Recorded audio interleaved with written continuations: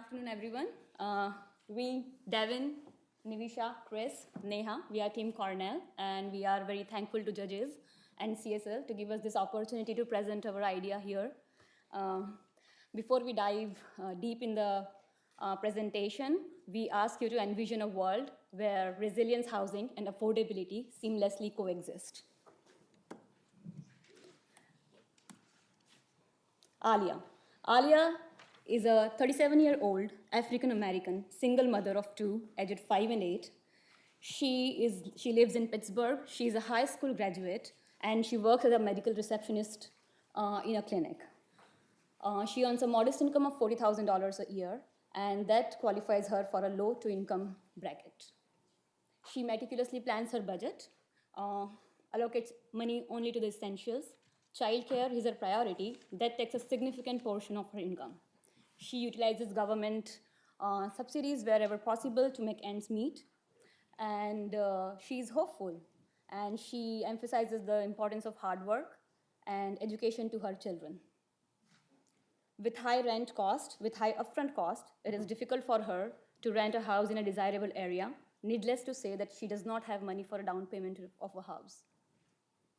Her credit score, 610, makes it even more challenging for her to secure a rental agreement which is favorable to her needs or to qualify for accessible housing programs. We have an achievable plan of action, but I will skip to it and I'll let Devin talk about it in a few slides. But here I'll just say that the problem is urgent and our solution is immediate, actionable, and scalable. With that, I would like to call Chris, who will talk about historical perspective, about what could have led Alia to this situation. Thank you. Yes, thank you very much.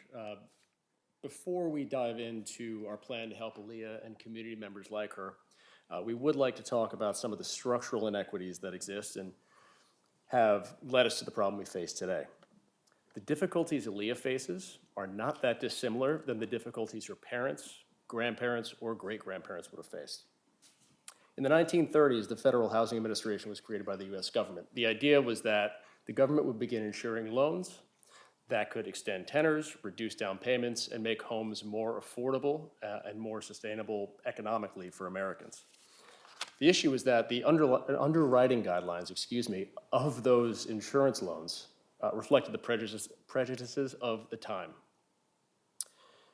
The government kept track of which homes and which neighborhoods that they would insure by color-coded maps, red being the least desirable and unlikely to get loans. This was a process known as redlining. Well, what got you into one of those red neighborhoods?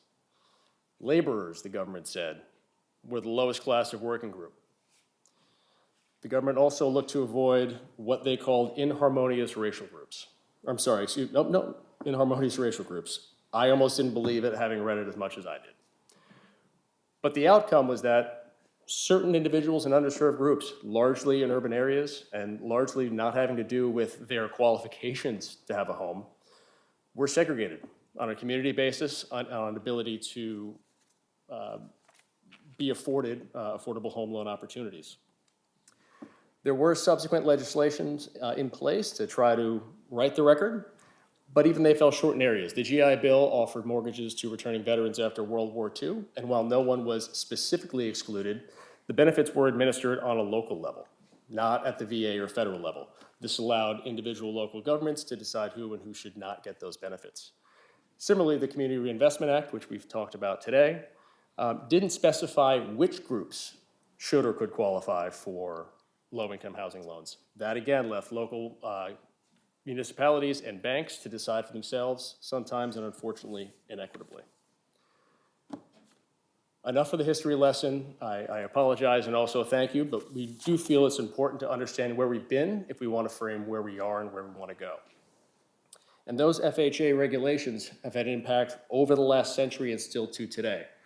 On screen, there are two maps. It's Pittsburgh for all the local folks. On the left is a representation of that 1930s map that we just talked about, the red line map. On the right is a representation of the median neighborhood income in Pittsburgh today. Central Pittsburgh neighborhoods, such as the Hill District and Hazelwood that were redlined, are still among the lowest median income neighborhoods in Pittsburgh. Meanwhile, Squirrel Hill and East Liberty, which are neighboring between, not redlined in 1930, and on a relative basis, are still more prosperous.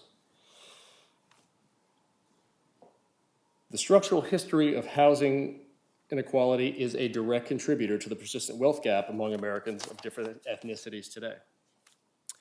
Wealth provides options, economic security options, the option to pursue education, for relative comfort in times of hardship. And home ownership is a primary component of wealth in America. So what does this all mean for Aaliyah? Well, she's certainly not alone in not being able to afford a home. While subsidies or legislation to limit the rising rents can be helpful in the short term, it addresses a symptom, not the cause of the problem. The structural causes we discussed that limit opportunities for wealth creation continue to manifest. Aaliyah doesn't have the benefit of a home loan to help build her credit. She faces greater challenges in that regard to access other forms of credit and build subsequently. Her monthly rental payments, her utility payments, her cell phone payments that she makes on time aren't uniformly included in her FICO scores. This means that she's going to have challenges in obtaining other types of credit in the form of shallower credit depth, lower approval ratings, and even when approved, as the chart on the right shows, often higher interest rates. Addressing these wealth inequities that we spoke of go beyond the individual. Public schools here in America are funded predominantly via property taxes, so expanding the opportunity for home ownership helps improve education, helps improve opportunities for teachers, it helps improve communities. In that regard, there are considerations at both the local and community levels, which my colleague Neha will speak to. Thank you, Chris. So in continuation, what it leads to: high financial barriers because of high upfront cost and expensive cost of buying such kind of homes, which leads to low affordability, and uneven distribution of resilience housing, which are concentrated in more affluent area, which makes it lesser accessible for such group. Zoning laws and building codes that favor luxury housing over resilient housing. Often subsidies available for home developers and owners in such kind of area are not attainable.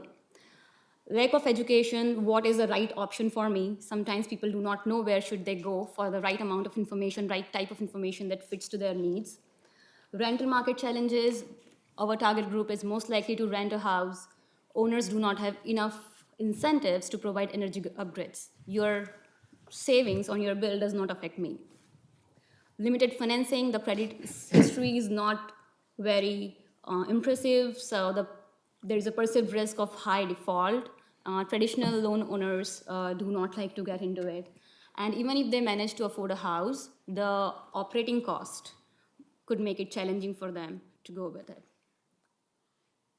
So all these elements together, they have progressively led to widen the disparities. It's organizational policies, government regulations, lack of awareness, and therefore we need a systemic approach that addresses all these issues. On the screen, you can see a few things listed.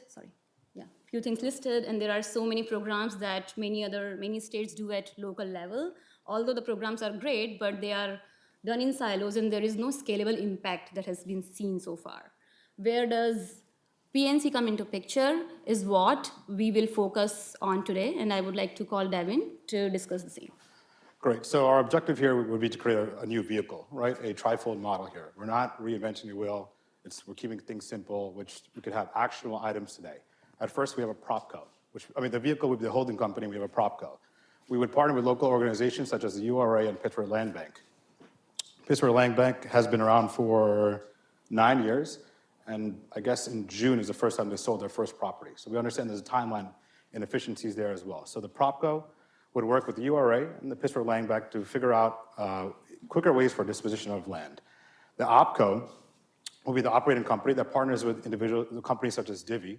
Divvy's whole premise is this: they create equity in homes by allowing you to pay rent on your home. They buy the home, that rent then goes to them, and after 3 years, that rent is then reversed back to that individual, which will then use as a down payment, right? That's how their operating company works. And then our DevCo, where we partner with other entities such as Roombus Module, which is in Pittsburgh, companies where we could build out these modular homes, studios that are 400 to 500 square feet long.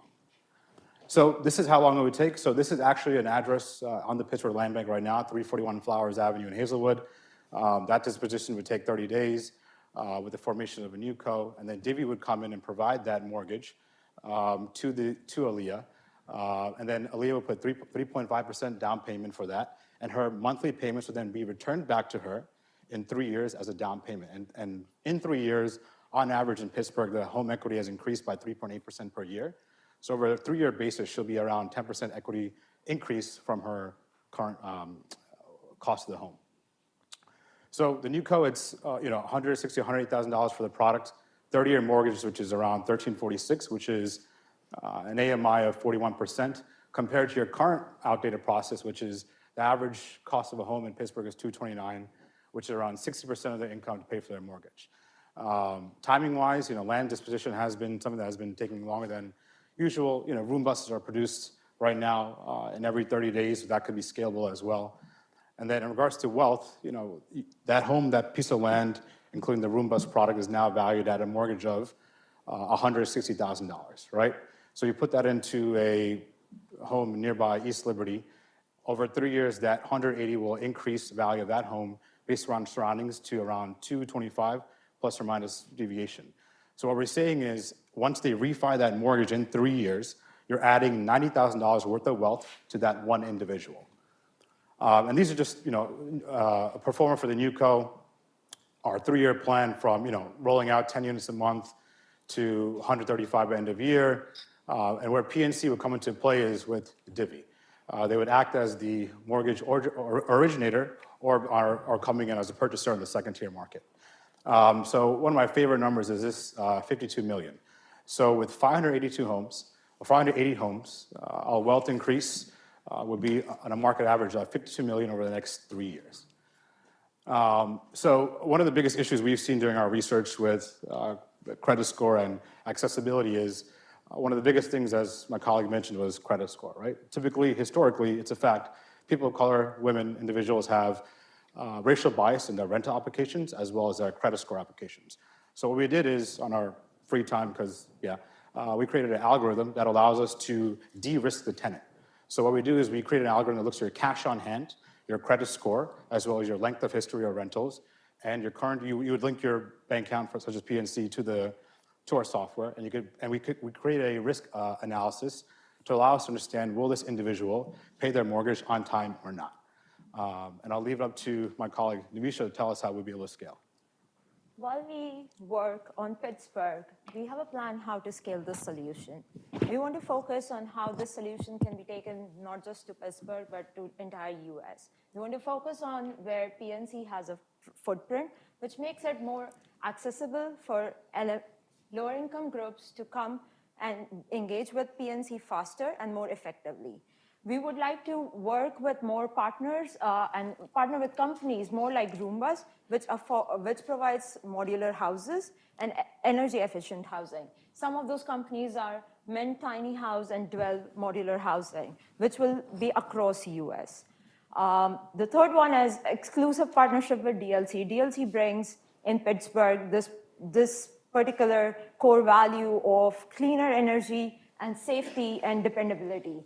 We can partner with DLC as an exclusive partner for Pittsburgh and then focus on how we expand that to different parts of the US. Partnership with green housing cooperatives in USA provides us not just a vehicle, but also provides us partnerships between financial institutions, local governments, organizations to promote affordable and resilient housing and energy efficient housing options. Now, we'll take a deeper look into how we can partner with DLC and how we can work with electrification and work on how we can create more efficient housing, not just for the future, but also convert existing ones that are out there. A couple of options are using heat pumps, right, for creating heating and cooling, both on ground level and in the air, is a transferable energy.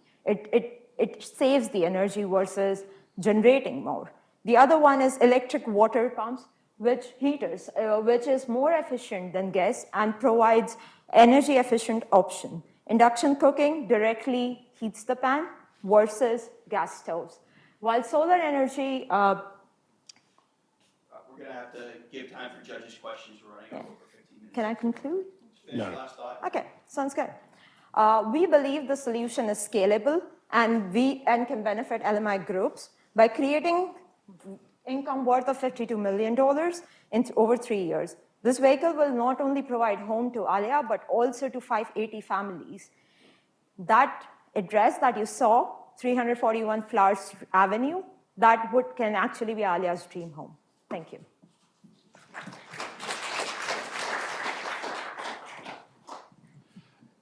So I want to just make sure I'm clear. So that particular address, the house that was there was a little rundown. It's a vacant land. It's a vacant.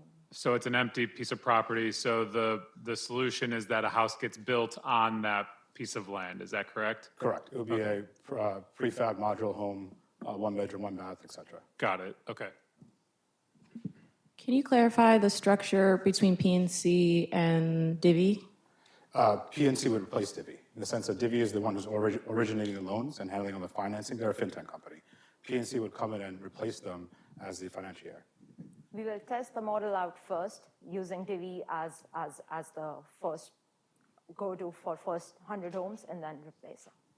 And so PNC would be liable for all of them? Correct. Okay. So is your solution, in one sentence, basically an API that connects potential home buyers to this newer algorithm that better qualifies them to be homeowners, which then shifts them into a housing ecosystem that you're building with Module and other entities? Yes, but the reverse. We would create the system first, and in order to allow individuals to be able to apply and to have a, by the way, that AI model is real. We're running it in Philadelphia right now, so it's legit, it's currently happening. So we would create that system right now, and then we would allow these individuals to apply through the AI to reduce their risk of being approved for these mortgages. So what you're basically saying is you want to help PNC build an AI solution that would help people get qualified. Exactly. That's what you're doing. Okay. Yeah. Enabled by a series of strategic partnerships. Say again? Enabled by a series of strategic partnerships, right? Like this is like it's like a web of partnerships, it seems like, between landowners and modular home and Exactly. Yeah. so so PNC is the deep pockets that kind of like can basically hyper accelerate what these people are already trying to do, right? It helps us with speed, like you said. It's much easier to hook into resources that are already out there and then create this particular ecosystem for these lower income groups. Who's responsible for the pad readiness of the property? So doing all of the hookups, the environmental reviews, who's doing that work? And have you come up with an upfront cost or average cost that would be? Yeah, so the PropCo will be handling the anything related to the property as well as the OpCo, right? So that we've included a room bus right here. This 490 square feet, 1 bedroom, 1 bath, living room, etc. Would cost around $89,000. The land itself would cost around $20,000. So you're looking at $110,000, and then for the disposition of the land itself, environmental, etc., we put a cap of at least $60,000. So that's why the mortgage would be at $160,000. This is a yes, sorry. So we actually this is not we've actually submitted this to the URA prior. So this is actually like a project that was promoted more or less. So these are like actual numbers that we've taken. Yeah. I got a couple questions, but they're unrelated, so I'll try to ask them one at a time, and I'll try to be quick because I know we're time pressed. The Urban Redevelopment Authority has a pretty important role in this plan. Have you talked to them? I used to work there. Okay. So I pitched this during my time there. Yeah. And then I noticed at least the kind of mock-up you have there in the upper right for the AI model. Yeah. When I think of like reducing bias, I think one of the things that was mentioned was like a FICO score here and then sort of cash in the bank. I mean, I think of kind of like the the precursors to that, potentially like having some bias in them, right? So I guess tell me a little bit more how you think that strips the bias out. Yeah, for example, like, let's just say we have 100 apartments in Philadelphia, right? We're analyzing them to understand, okay, these individuals with X amount of score and X amount of cash on hand are paying their rent on time, paying their mortgage on time, there's no issue. Because one of the biggest issues with, when we ask individuals who have higher credit score, is because we want to make sure, it's all about risk, right? We want to make sure that those individuals have the accessibility and will promote a pattern of paying on time. So if we remove or lower, how many points lower can we go versus how much more money on cash on hand do they have? Can we make that risk the same amount of risk, but allowing them to be able to apply and not hindering them from having a lower credit score? Last question.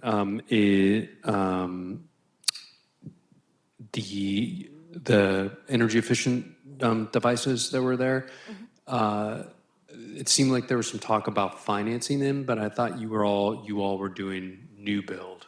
So it's new build in regards to, one second. So this is Roombus, right? This is new build in regards to, like, these are already prefabbed homes that would already have the, like the smart lights, the eco-friendly, the green housing, et cetera.